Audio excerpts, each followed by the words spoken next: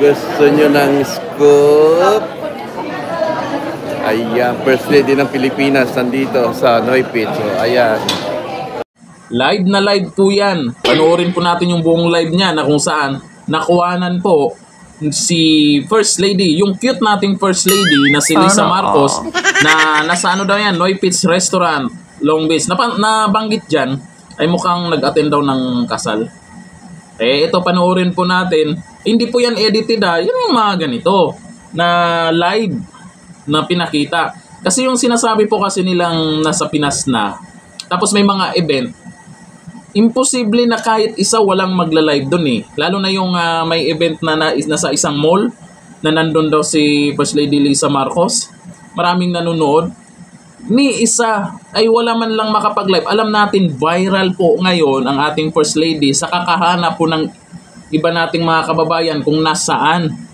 Kasi gusto lang nilang malaman kung totoo po yung kumakalat ngayon na balita tungkol sa ating First Lady. Pero ang lumalabas, laging picture dito, picture doon. Bakit pag lumabas sa public o may ibang nakakita, siyempre alam natin na pinag-usapan, hinahanap siya, may magla-live. O eto yung First Lady, fake news kayo ha. Diba? Pero ito, panoorin po natin ito, live na live. Nakuhanan po ng isang vlogger. Ito yung video. Gusto nyo ng scoop? Ayan, First Lady ng Pilipinas nandito sa Noypit. So, ayan. Ayan, nakatalikod. Ayan, di ba? Diba? Itam, cute na cute yung First Lady natin. Sabi naman sa inyo, cute yan. First Lady ng Pilipinas nandito.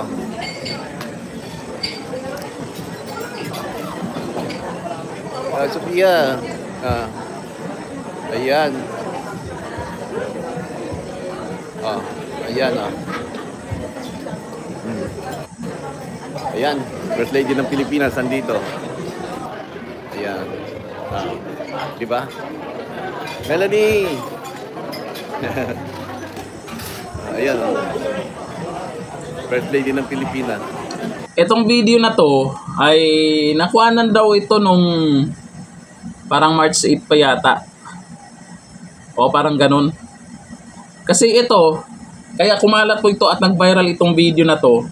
Kasi ito yung hinahanap ng mga naghahanap sa kanya ngayon. Ibig kong sabihin, kung nasaan po si First Lady Lisa Marcos ngayon, i-live dapat. Hindi yung puro picture tapos sabay yung iba sasabihin throwback lang. Throwback nga lang ba yung mga pinupost? Kasi kung totoo mang throwback lang, kasi yun ang sabi ng iba, na ay throwback lang yung post ni Lisa Marcos sa Facebook niya. Kung totoo mang throwback lang yun, pinagluloko na po tayo. Kaya mas maganda ganitong video na kung saan live na nakikita po ang ating cute na First Lady Lisa Marcos. Ako rin po naghahanap din po kung nasaan po talaga siya. Kasi concerned po tayo kung ano yung totoong nangyari sa kanya. Cute na First Lady natin yan, di ba?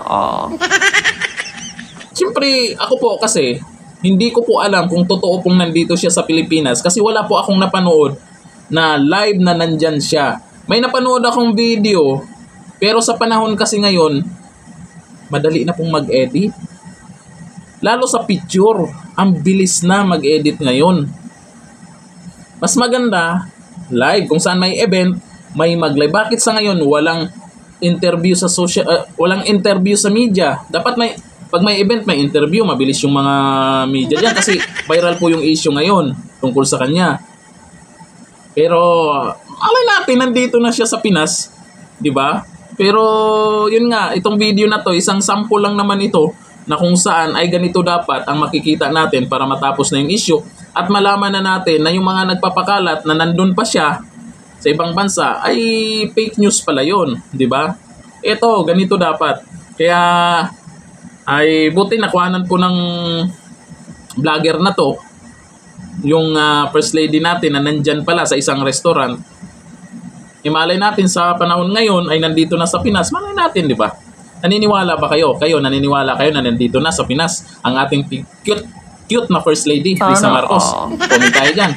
Nandito na. Thank you. Bye-bye.